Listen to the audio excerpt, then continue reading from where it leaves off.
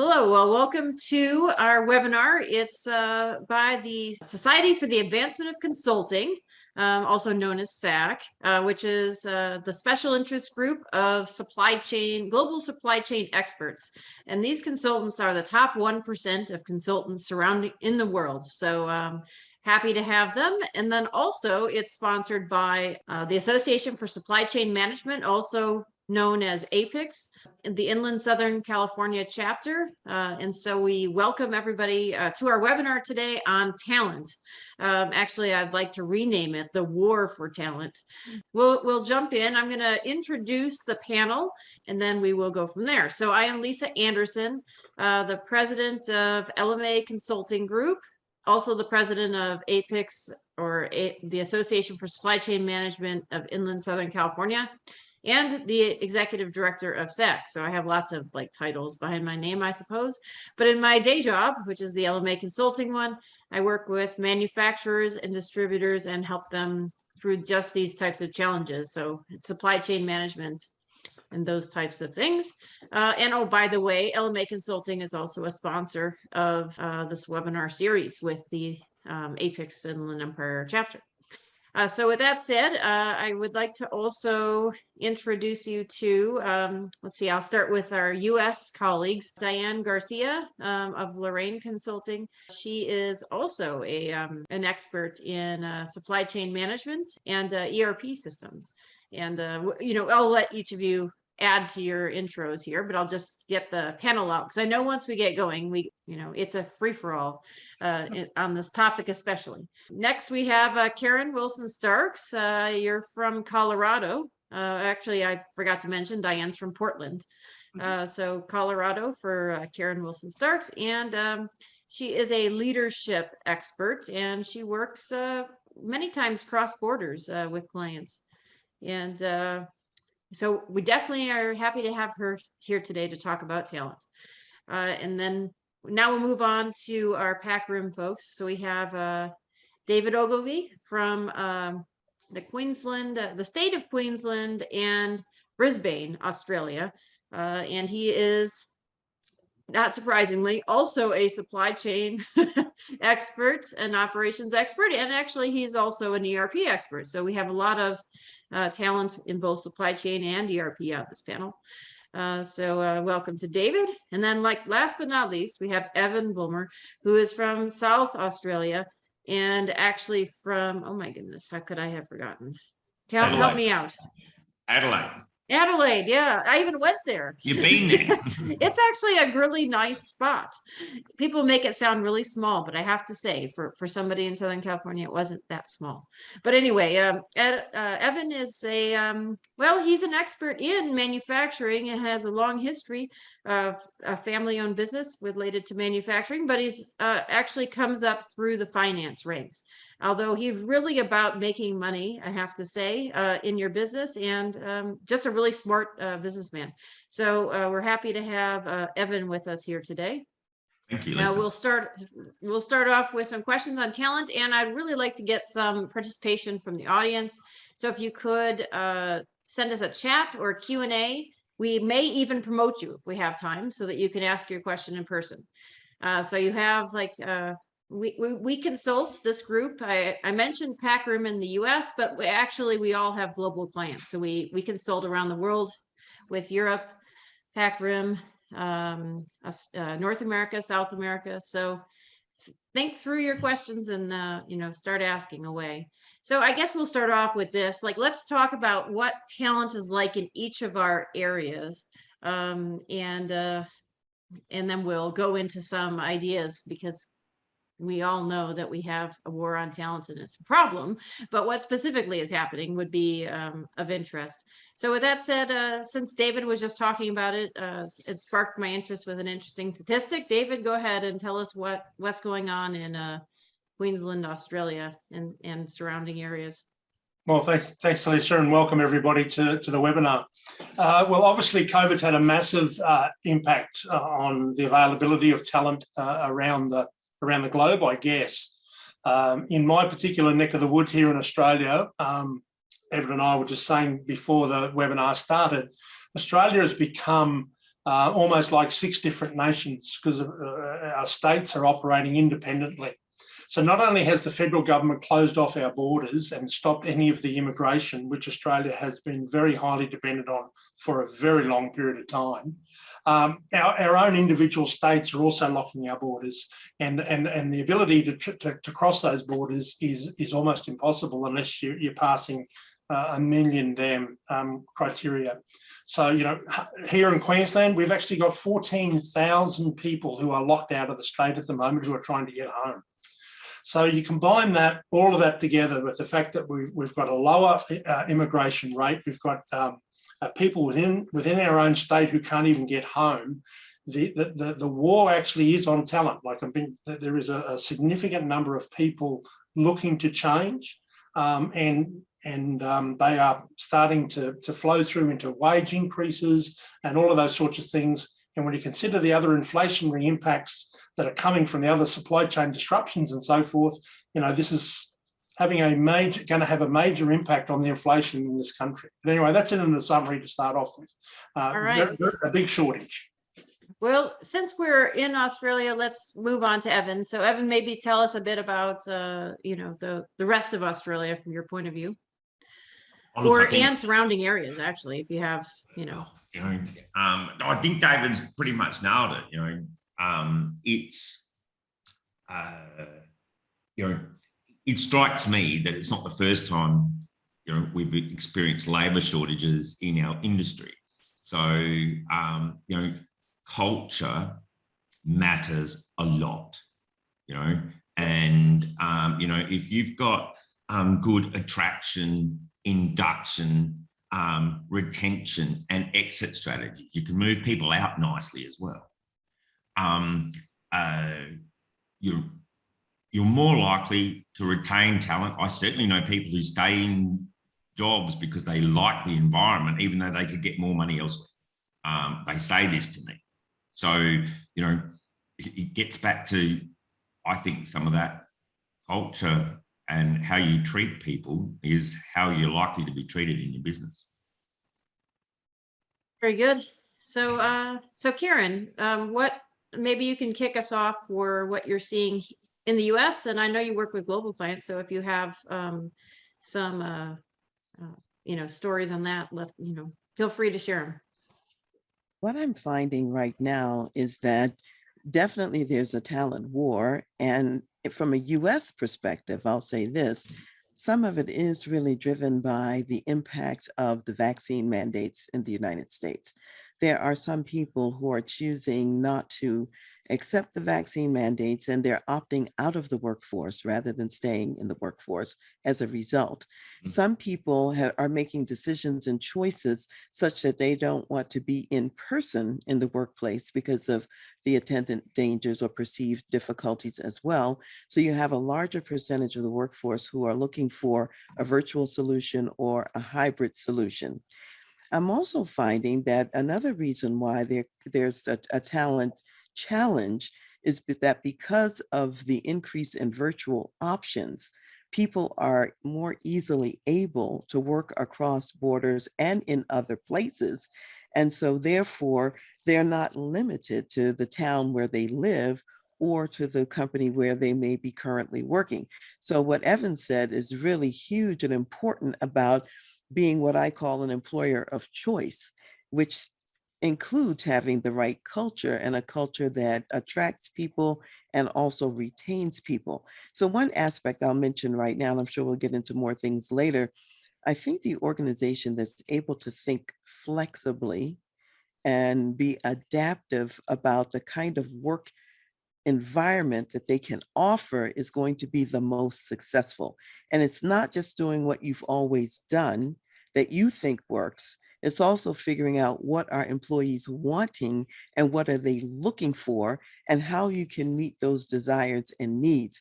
And I think in the past, a lot of people in manufacturing, a lot of people in construction and so on have tended to be a little bit rigid on those parameters and to think that certain solutions were not really a possibility, when in fact they're possible. We just may never have done it before. Yeah, very good. Okay, so Diane, how about you? I know I don't know. I got to think Portland might be chasing away some people with all the riots and whatever else goes on over there.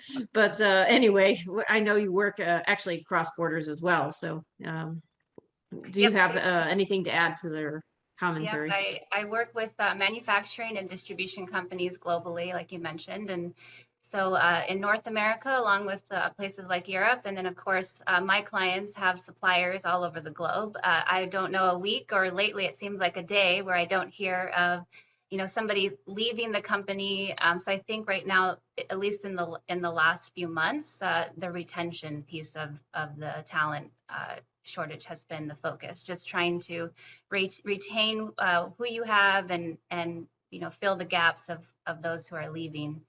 I would say is the bigger thing. But I looked up a few statistics, and I was looking and seeing how maybe to group some of these this talent and categorize them. And I think they fall into those who are looking for an entire career change, or maybe they woke up in the pandemic and realized that they were looking for something completely different.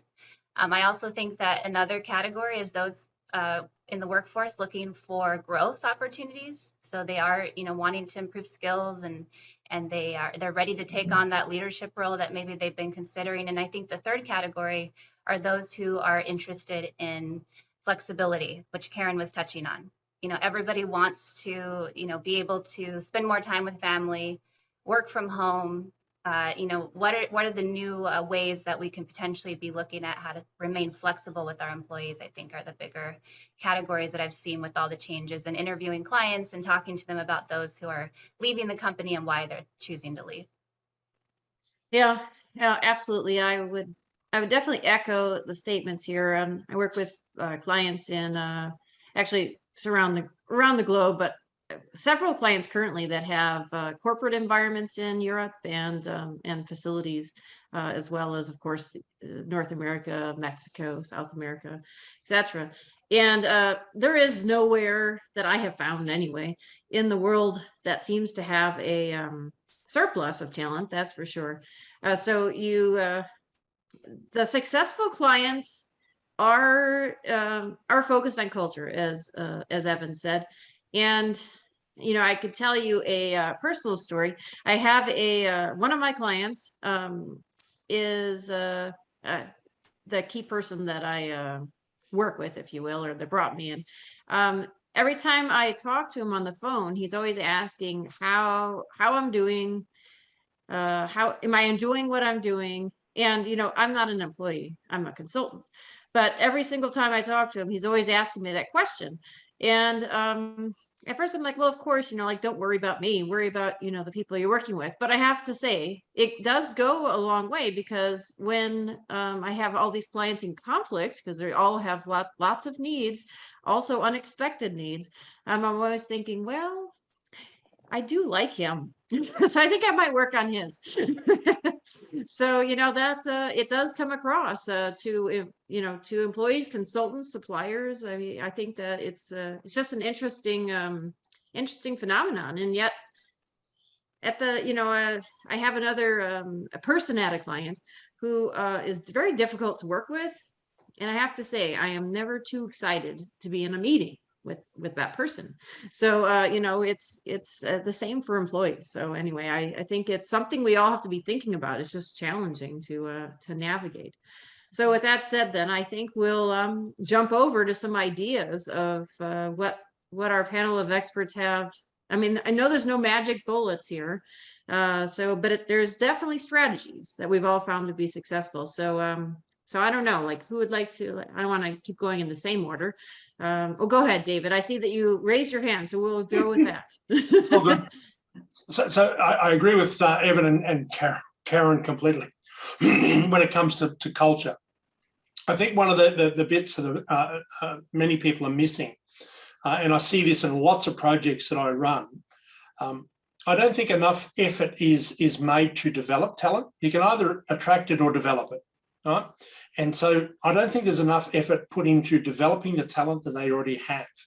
And where I see this is when I do ERP implementations, for example, right?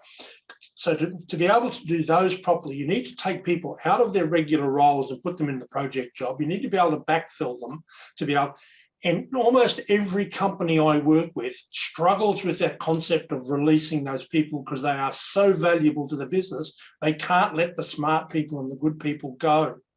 And all that tells me is they've not done a good enough job of developing the talent underneath them to be able to release them.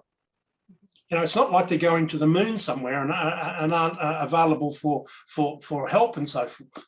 So I think the fact that there's not enough effort going on to develop the people they've already got, they're too busy trying to attract other people rather than develop them. And that's just one strategy I think they should look at. Well, I would definitely like to add on to that because with this great resignation and great reshuffling going on out there, I've always been like this fan and like had a lot of passion for retaining talent. But part of that is development. And what I'm seeing is that clients have gotten accustomed to, or companies, executives have gotten accustomed to hiring talent when they really, they need to upgrade fast. I mean, especially in the US, we're all about like fast, Amazon pace, we want it now. So we don't want to wait. We don't want to develop people. Let's leave it to someone else and we'll hire them. That is no longer a possibility. So those clients that were ahead of the curve developing people are much more likely to be successful in this environment, but it's not too late. You better start like now, at least in my assessment. It should always be part of a balanced portfolio, so to speak, right? It's like investing and that sort of stuff, right? It should be part of your day-to-day activities. Well, and I have to make a plug, right? Because this is partly sponsored by the Association for Supply Chain Management, and we offer courses that are really excellent in terms of the fundamentals. When I was a vice president of operations for a mid-market manufacturer, I thought, gosh, this is like the best education ever in terms of getting a good concept of the fundamentals and with instructors that have practical experience. So I definitely would encourage you and that's just one option. And by no means is training a solution in and of itself. It has got to be surrounded with other things, but I don't want to take up all the time. So go ahead. Was Karen, were you going to say something? I was starting to say something. I think the development piece is huge as far as retention. And if people are starting to move, one of the reasons they move is because the benefit of moving feels and seems greater to them than the benefit of remaining. So that's why I say if you are creating an environment that says you're the employer of choice, people like to learn, people like to grow, they like to expand their skills, their scope, their ability. And if you've, especially younger people, they like to even have that on-the-job coaching and development, the one-on-one building in from their manager, someone who's teaching them the ropes, if you will. I think the more an organization does that, they're going to be able to retain more of their best people. Now, if going to work just simply means I'm coming in to just do my job, I get no investment from the employer, I'm less invested as an employee. It's easier for me to jump ship and go someplace else where I think the grass looks a little bit greener. So I think it's on the employer's side to figure out what does that development look like? What would people be excited about having the opportunity to experience, and making sure that your employees have that so they have a reason to stay. And people will stay even if there is an opportunity for greater pay somewhere else if you're investing at this higher level of development. Care about their careers, their career progression as much as they do. And a lot of times, even if there's not a place to be promoted to, just the opportunity to learn new skills and abilities is really important. So that's what I'd say on the development piece. I would also say, on the recruitment end, that quality of life that people are looking for, especially amongst younger employees, is huge. I'm in the older baby boom generation, and baby boomers would work tirelessly for years and forever in the same company. Younger people are not doing that. However, if you have some attractive quality of life considerations, that makes you an employer of choice. It makes it easier for you to do retention. And I would say it's important to have a broader perspective on who you're recruiting. So let me give an example of a client I'm working with right now. I've got a client I'm working with right now where normally they might recruit in a narrower sphere of people in the construction world. Those people are not readily available for some of the jobs and positions that they need. And so therefore, we're recruiting more broadly in manufacturing in a bigger picture way, because everybody they're looking for is no longer in construction.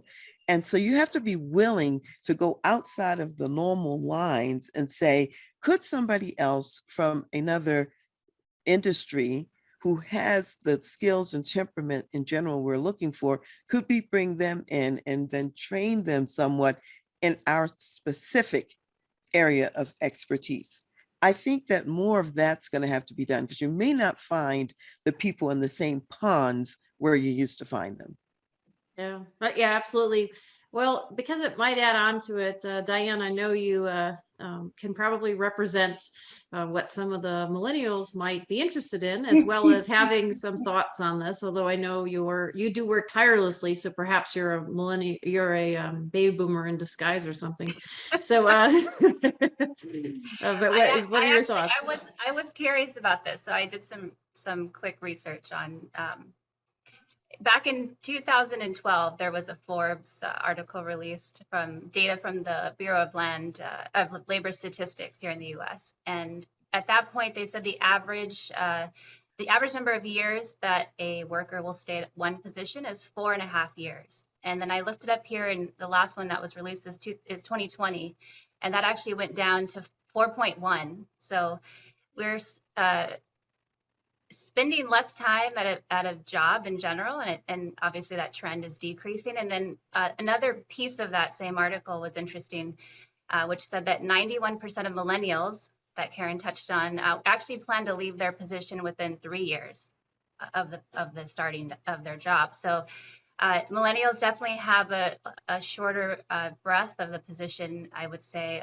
To Lisa's point, I'm probably an exception in that regards. But I do think people are spending less time at their positions, and millennials are making up 35–40% of the workforce, and will continue to do so. So it's something to pay attention to, and to understand that, you know, we're not going to have the same number of tenure coming into these positions and hanging around and staying there. So how do we as company owners and businesses figure out how to create these positions and do some automation and set up ourselves for success as people come in and out, as we're seeing these trends that they will do so. So it is interesting, and I guess I can represent, and I have a lot of colleagues that are in the workforce in these positions, and they don't think twice about this, and it's not all money motivated, like Karen said. It's just they're a little bit more flexible, or perhaps I'm able to feel more fulfilled in my everyday in this position, in this product, in this culture, and so they'll hop jobs very easily. Yeah, so keeping it interesting is also a key item, is what I'm hearing you say. Even for you, I assume. Mm-hmm. So Evan, what do you think? Well, I think this has been a problem for a while, Yes. one way or another, and just highlighted by world events. Strikes me, if you've got a 4.5 or a 4.1 year cycle, like that's how long someone's going to be in your business, you better not take 5 years to train them.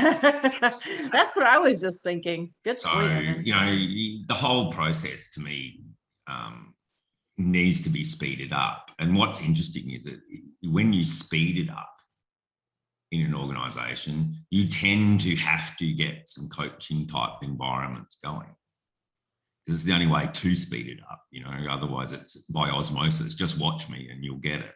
Whereas I think organizations need to be a bit more active, particularly when, I hate to generalize, but a lot of millennials, in my view, need some life skills as well as taught how to behave in the workforce, or be, so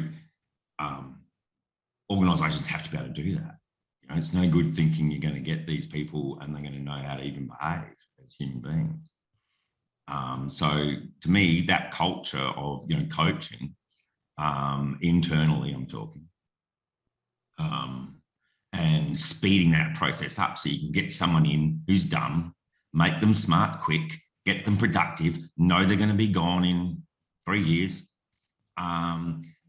you're going to be more likely to be successful. If it takes you 4.5 years to get payback and they're gone in 3, you're losing money every single time. I think I want to comment on something about that, because some employers might be afraid that they'll think to themselves, why should I invest all of this in a person who's been gone in 3 or 4 years?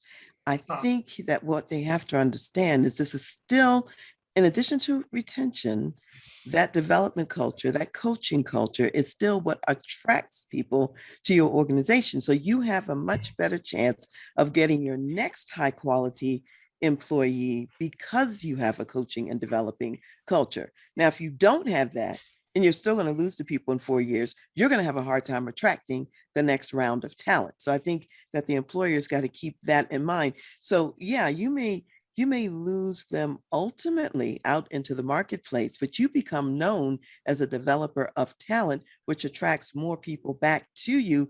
That's of value and not to be missed. And if you have the speed that Evan's talking about, you still get to benefit from the development and the investment that you put in.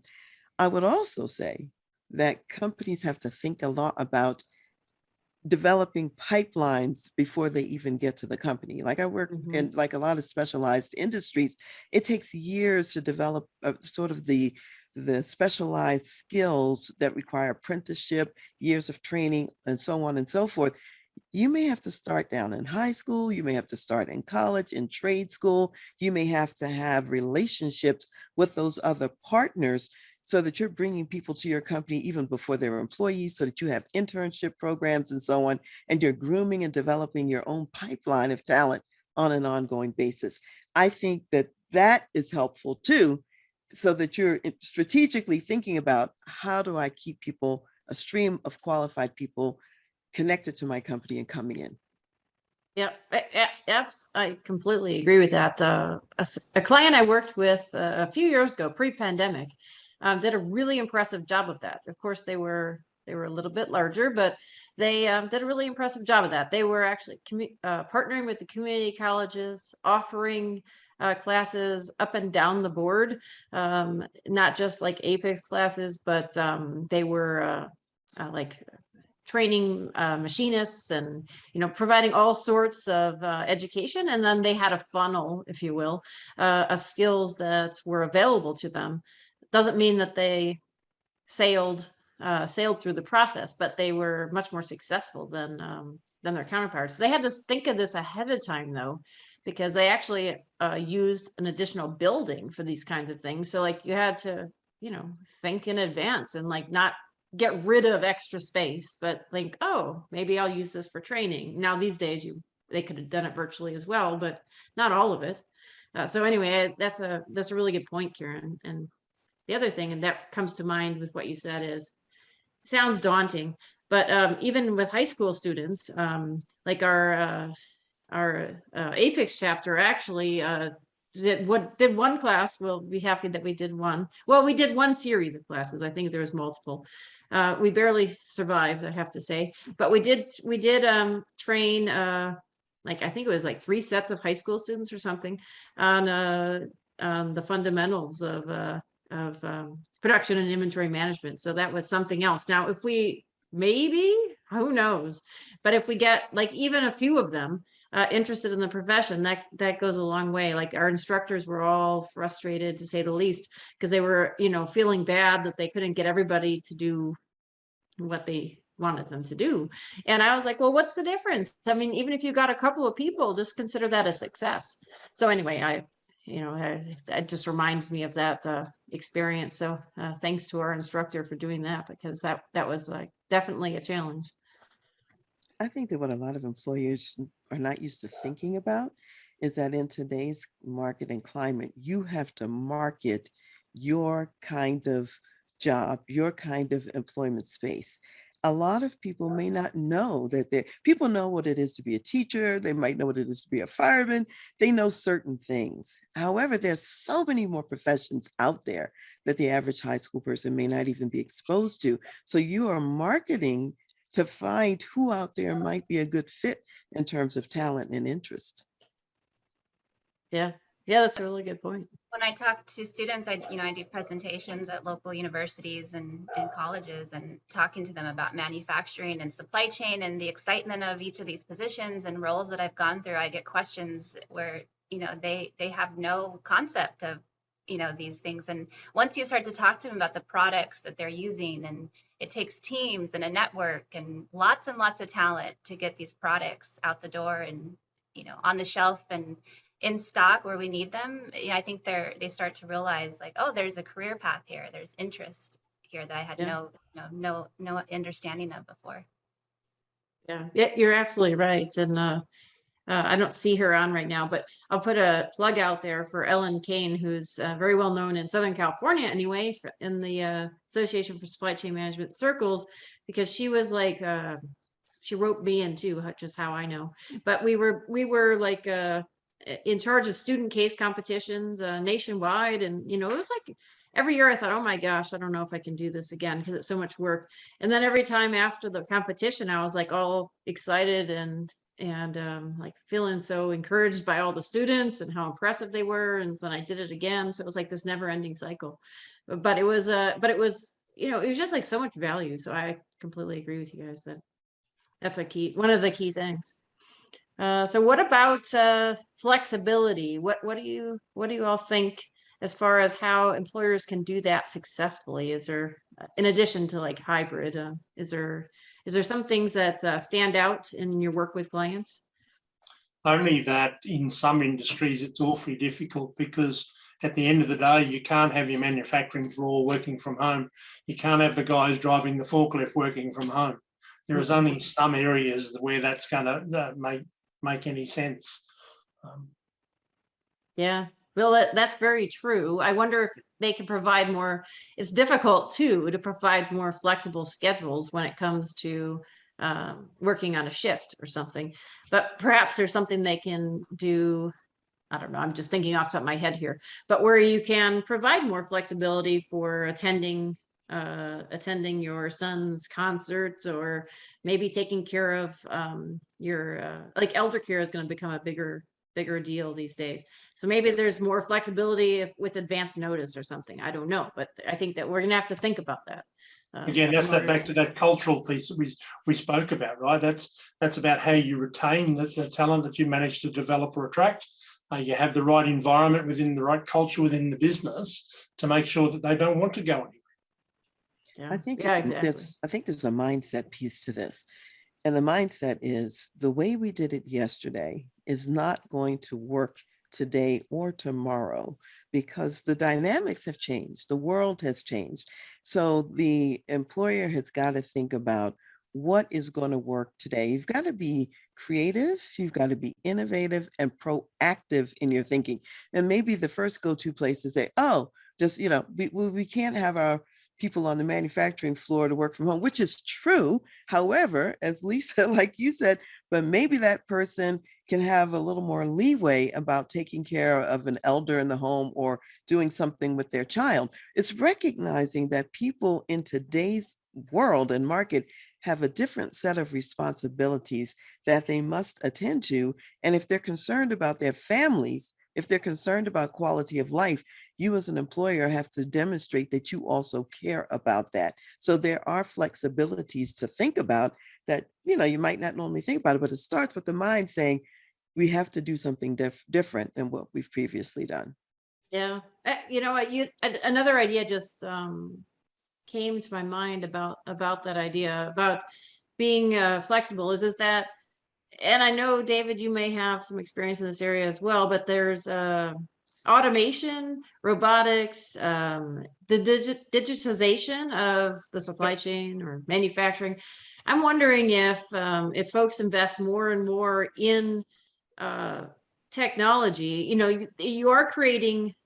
you have fewer jobs of the sort that might be like on the line packing a material, but you'll create more jobs that are higher skilled that maybe you could do remotely as well. It's just we certainly would have to train folks. So I don't know do you all see any of that happening?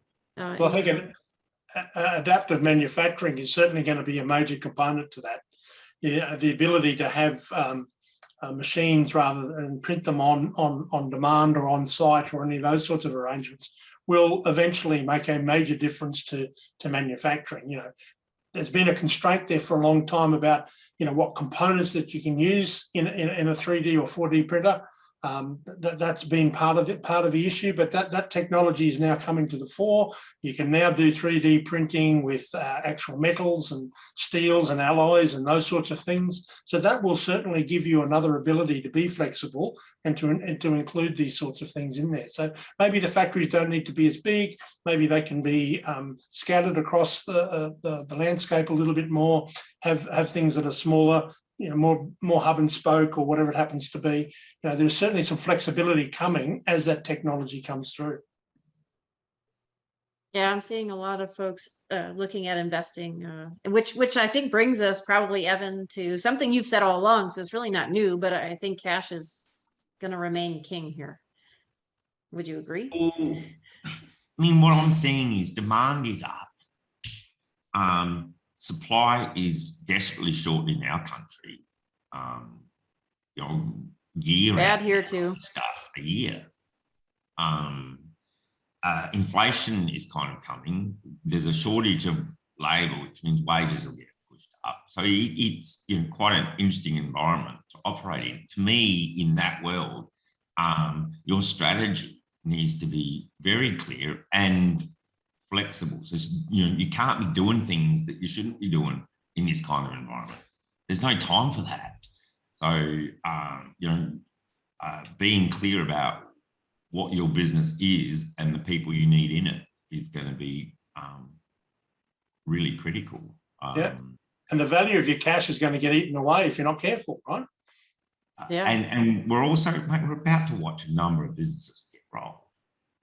I mean, it's going to happen. You know what I mean? The fallout of 2 years of the government pumping money in and propping everyone up, and we're about to let it run a bit. It's, you know what I mean? It's going to cough.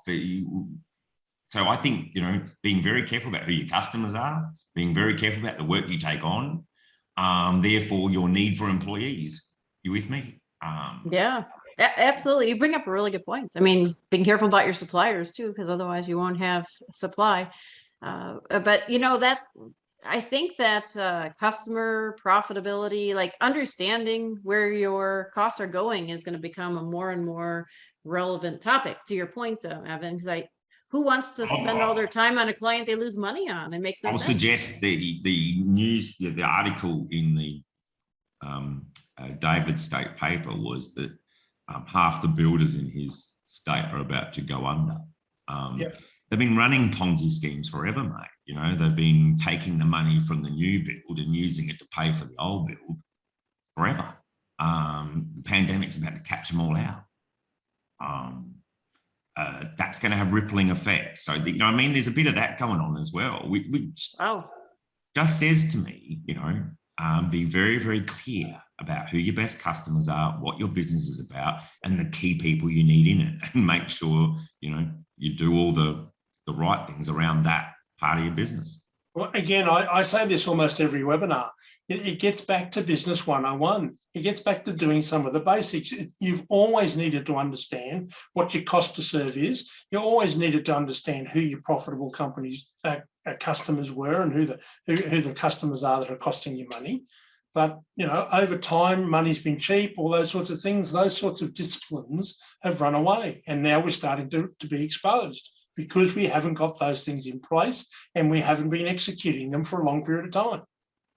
Yeah, I think we're going to have to rethink risk too, because the risk-averse clients, I don't mean taking on crazy risk, but the risk-averse clients, meaning the clients who aren't willing to, invest in a person ahead of time, or invest in a technology before they need it. I see them like slowly but surely dwindling away, and in some cases quickly dwindling away. So I'm thinking that we're going to have to start assessing risk rapidly. I mean, smart, you don't want to do crazy things, but I think that's going to be another thing that's coming out of this. So yeah, and the other thing that, as it relates to risk, I see another participant on this webinar, Elizabeth Glenn, who's in export. She's an export expert. And I think that exports has taken like a hit for sure during the pandemic, but it's like a vast opportunity because, as you guys just said, Australia's like, that's actually scary to me. Like, if half of your builders go out of business, like, what will that mean? And then I was thinking, Karen, are your builders going to go out of business? I hope not. But anyway, we should be thinking about these things. I don't think so. And what's going to make a difference for them is attending to some of the things that we're already talking about, which is why I'm there. I'm there to help them be proactive and put True. strategies in place before they think they need them, and to think outside of the box now, because it's too late to think about it at the time that you need to implement it, and to really focus on those people strategies, both the recruitment of new talent in, how you treat the talent who's there, all of that. That's what I'm working with my clients on. And also, we've discussed in other webinars, the customer relationship piece, the customer relationship management piece. There are new opportunities there, which left to their own devices, sometimes they can hunker down and focus on the technical part of the job and not see the opportunities on the other part. Yeah, you're absolutely right. I mean, it sounds like we would say this, of course, because we're consultants, but it's really quite true. Is that the good news and the bad news is that, generally speaking, the smarter clients are the ones that bring us on board, and they bring us on board ahead of time, right? But that's it's just I mean, it's good and it's bad, I suppose, but good for the clients that are getting ahead of the curve. And it doesn't have to be with consultants. It's just one of many tools in your toolkit. But be thinking about, how do you do things differently? Work with the competition. Bring on a consultant. There's plenty of things to be thinking about. Partner, of course. Because that speed part that someone mentioned earlier is so important. I mean, you could be in a do-it-yourself mode. It's probably going to take you longer. You probably, in most cases, don't have the in-house expertise to do it yourself fast. And so that's why it's going to be important to partner with others and to bring in consultants and so on. Yeah, absolutely. More and more, I'm hearing that folks are interested in speed. So they may have talent and hopefully they can retain it, but they're concerned about how fast everything is moving today. So it's definitely something we should pay attention to. The trick to speed, of course, is having your fundamentals right. Otherwise, if you do it as a driving analogy, you end up with the speed wobbles. Right? You need to make sure that you've got your fundamentals right so that you can accelerate when you need to. Yeah, absolutely. Well, and Elizabeth responded here to my comments, and she said basically that exports can be difficult, but as Karen, as you were saying, that being proactive, focusing on the people strategies, identifying those opportunities that are available, and you can be successful. It's true, because regardless of what, I remember another, just so happens to be an export CEO, a CEO that manufactures in the US and exports around the world. She was in a panel discussion several years ago, and she mentioned that she was, I think it was in Brazil that she wanted to sell into, I don't know, somewhere in South America. And it sounded, when she described it, it sounded like horrendous. Like, I thought to myself, gosh, that sounds terrible. Why, that does not sound like a pleasant undertaking. But in the end, she ended up being ultra successful. So I think you can come up with a solution to anything.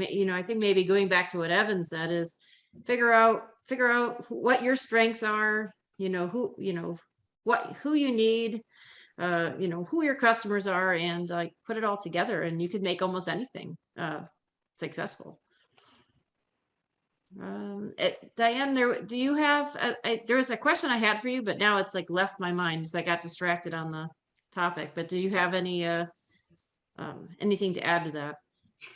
Well, I definitely agree with what you're saying here, and I was thinking while you guys were talking about a client, and it's not exactly automation, but as far as the flexibility that they can offer. And I know, Lisa, you're familiar with this client. They worked on process improvement and how overall they could do more with less. And while they did offer, at home or work from home options for employees, a lot of it was like rotating. So people would come into the office, they'll work, but as the shifts and weeks go on, you might rotate out those who work from home, and they can do tasks and positions and fill gaps that give them that flexibility. So while you can't always have everybody working out of the office, there are options. And so I think, just like Karen mentioned, companies who are willing to proactively think about this. It takes 6 to 9 months to onboard a successful candidate here in today's world. And so you got to be thinking about these things now and being proactive now. And a lot of the landscape is changing. So how do you at least just do something that employees can recognize that you're going to be a supportive culture that they're willing to stay with? Lisa, something that I want to bring up is this whole notion, because we've been talking about it a little bit. I'm going to call it the balance between person and machine, because we've been talking about technology, automation, use of machines, and so on for success, and so on and so forth. I think there's a real delicate balance, between what I'll call people and the machines. And what's tended to work historically is machines coming in to remove what I'll call labor intensity and some of the work that we do. I mean, I can remember, I'll use this as a weird analogy, but think about the days when you had to wash clothes on the washboard. Okay. So if anybody remembers what that is, then some of the earlier washing machines, and I remember my grandmother Sounds horrible. had one of these. It was essentially like having a washboard in a washing machine, but that you turn a crank and that would make it easier to wash the clothes. And now, of course, we've gotten much more sophisticated than all of that. But the point being, these machines would come alongside people to do some of the drudgery work that would free people up to do some of the more strategic kind of work. And I think, Lisa, you were talking about this a little bit earlier. So there's not going to be, in my mind, a time when machines truly replace people. Machines will continue to come alongside people, and you will still need people who are thinking at that enterprise-wide level, at the strategic level. You're going to need people bringing the emotional and the emotional intelligence piece and component to everything, so that you can even intelligently use the machines that you're using. But if you think you're going to press a button and the whole company is going to work automatically through automation, that's a pipe dream. It's not going to happen. We're still going to need people. And so I think that companies, and this gets to your point, David, about the fundamentals and so on, and play, they're going to have to decide what is it that they're about, where machines can help, and where they can best deploy their people, and not have their people doing so much the drudgery work, but the part that's going to create the innovation and the forward movement more quickly. And the critical thinking, right? That's it. Yes. I know in ERP implementations, particularly when we start doing the design pieces, there's always a rabbit hole that people often fall into, where they want to develop what I call the big red button on the top right-hand corner of the screen. They want to push the button that says, do my job. They just want it all to happen. And that just is never going to be the case. Right. So, the ERP systems are there to support the people in their decision making and performing their job. But at the end of the day, they've got to do their job. Exactly. Yeah. That is very true. I'm thinking of another picture, maybe with less inanimate objects, but think about animals. Like, let's say you have a pet at home, a dog or something like that. The dog also comes alongside people. Now, some people have gotten it twisted and they think the dog is a person. However, I mean, the dog is an important part of your life and adds an element of service. And yet the dog doesn't replace what you do at all. You work synergistically together. True. And my dog is like wanting me to go answer the door to let her in, but I am not going to do that right now. And it's funny you brought up the washboard, because I was in a lunch, actually an in-person. It was like a lunch gathering for trusted advisors, and they asked what we were thankful for. And one person said a dishwasher, and I thought, oh my gosh, I never would have thought of that. But of course, yes, I do. But and now you're talking about washing machines. So anyway, it's just a very interesting day of appliances, I guess. Who would have thought? So audience members, what do I see you're all listening here? So what questions do you have? You must have some client example or company examples of how do you navigate a certain process? Are you having challenges with your leaders? One of the things that occurs to me that I'd be interested in is it seems like what we're talking about here is that we have to get more, we have to develop people, do all sorts of things we weren't doing before. It sounds like we have a whole lot more work, if you will, to do in order to be successful in this environment. So to me, it seems like we're going to need more leaders than ever before. So we're going to have to be developing leaders as well, especially with the Great Resignation and some really experienced folks leaving the industry. Are you all seeing that same phenomenon happen? And we can't see them nod their heads. Yeah, that's right. We'll have to see if anything pops in the chat. Yeah, come on, folks. And while we're waiting for them I to can make pop, up questions all day, but we'd rather have yours. while we're waiting for them to pop into the chat, what I will say, it can look like it's more work on the front end, but here's the way I look at it. If you're doing the right things, they're what we call levers for change. And so it's like a domino effect. If you hit the right domino, it's going to hit the next so many dominoes, and it's going to be a cascading effect that's really easier.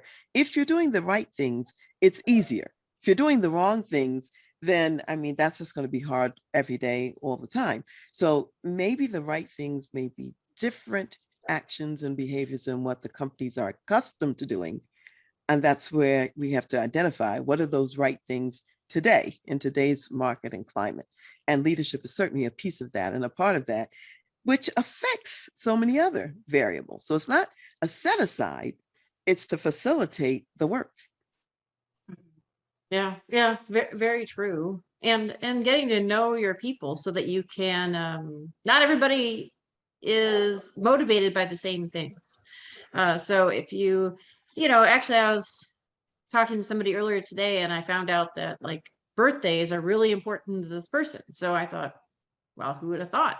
So I put on my calendar, send her a birthday card, because who would have thought that was the case? So you never know, like little gestures go a very long way for your employees, for your customers, for your suppliers. So I would just, it doesn't all have to involve complicated topics, putting in multi-million-dollar ERP systems and all sorts of other things. Could just be a simple thank you, could go a long way from time to time.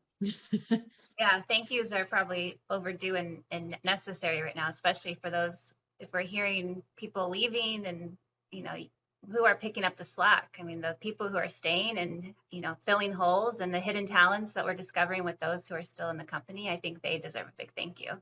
And that's the thing, isn't it, Diane, in the sense that if you are losing people, then there's a reason why they're leaving. And most people leave bad bosses. So, it might be time, if you've got people that are leaving the company, go and have a look in the mirror. Yeah. People like to feel valued. I mean, I'll just give this is not a client example or not in the sphere of what we're talking about. But last night, I happened to be in a department store buying something. And the person who was the checkout cashier was so pleasant, so customer service oriented, and so positive. And I hadn't seen that in a while.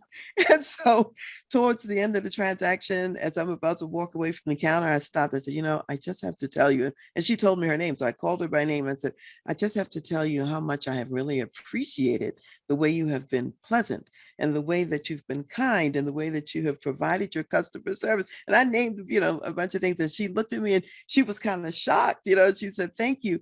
And when I was relating that story to my husband later, he said, well, she was shocked because no one probably ever stops to say thank you. And it's such a simple thing, but it really does make a difference. Well, it's funny that you use the word pleasant because earlier today, I was trying to remember what was I doing? Every day is so busy, but I was on this like Sage thought leader thing on Twitter of some sort. And they were asking questions, and one of them related to just this topic. And somebody said pleasant, and I thought, God, I would have never have thought about saying pleasant, because it seems like that's apparent. But I have to say, these days it may not be so apparent. So it's actually something I can to note. assure you it isn't. Because after that Twitter thing, I went to this lunch, and there was an attorney and a person that does HR benefits, and there was a person who does HR consulting, and they all said that people were very unpleasant, and they were having these problems with employees across the board. So I was like, wow, this is a pleasant or unpleasant day, I guess. Well, someone's written in the chat that, supply chain professional, it's mostly a thankless job. So how much more could we, in essence, pour water on the flowers that are growing by saying thank you, Well, and that's a really good point, actually. As somebody who started my career in production planning, I have to say it's got to be one of the most thankless jobs out there, because somebody's always mad at you. You either have scheduled too much, and finance says that you've used up too much cash, or you haven't scheduled the machines like as optimally as manufacturing thinks you should have, or you've used too much cost, or you've made an unhappy customer, or something somewhere is your fault. So I think that's a really good point, and we should recognize that, because whether you're a manager, an executive, or even just a colleague, I mean, even a thank you from a colleague can go a long way. So it's not like we have to say, hey, leaders, it's all your fault and they don't exist, so who are you going to complain to?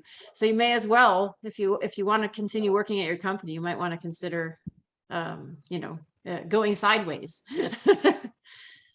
Or if you want your people to continue working at the company with you, think about every day, what's thankworthy? Who can you stop and very specifically thank them for something that they've done or that they're doing to contribute to the success of the company? Every one of us can do that every day. Interesting you say that, Karen, because when Natalie put that comment up there, I was thinking to myself, be the change that you want to see. Make sure that your team is receiving what they need, and then you can use that as the example. You can be the exemplar, and hopefully that will grow. Yeah, I guess we should all go away and thank everybody before we forget. Yay, absolutely. Thank you, Lisa. So with that said, actually we're at the top of the hour, so I would like to say thank you to the panel for participating, because we have, like I said, world-renowned experts in manufacturing, supply chain, leadership. So I'm going to interpret the lack of questions, but I also see no one's has left either. So I think that just means that we're doing a great job, or at least that's the way I wish to interpret it, and pass on the thanks to the panel. So now stay tuned. Thanks to the people for being here too. Yeah, absolutely. Exactly. It's much nicer to talk to a group of people than it is to talk to ourselves and have folks listen to it on archives later, although I'm happy that we have both. With that said, note that we're going to do another session in next quarter with this group, and with the Association for Supply Chain Management. We actually have a webinar coming up. We're going to talk about Brexit, the European Union, and what's happening with supply chain and how that would relate to us. So stay tuned for that. And then in January, we're actually going to have an expert on the ports. So if there isn't something people are focused on these days, it would be the ports. So we're going to have an expert who's going to talk all about that and what could be done, maybe what can't be done, maybe creative ideas, because there are some ingrained institutions, and the ports would be one. So with that said, we will wrap up, and we will put this in the archives. And again, thanks to the panel, and thanks to the participants. We'll see you next time.